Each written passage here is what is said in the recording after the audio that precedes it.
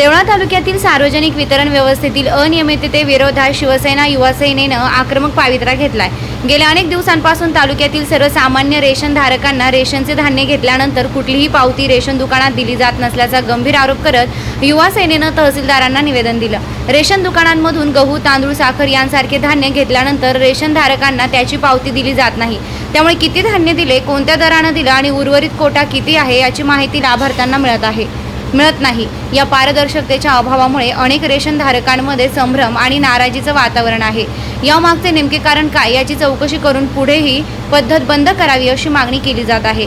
या प्रश्नी शिवसेना युवा सेना देवळाच्या पदाधिकाऱ्यांनी तहसीलदार साहेबांना निवेदन दिलं।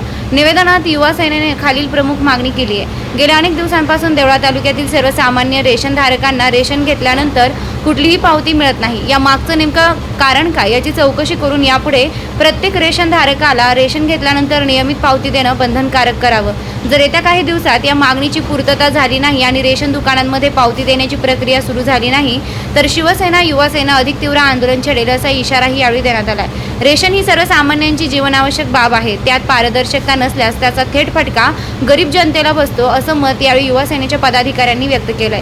सदर निवेदनाची प्रशासनानं तातडीनं दखल घेऊन चौकशी करावी अशी मागणी देवळा तालुक्यातील रेशन धारकांकडून होत आहे। वृत्तसंकलन समाधान केदारे, कार्यकारी संपादक, देवळा।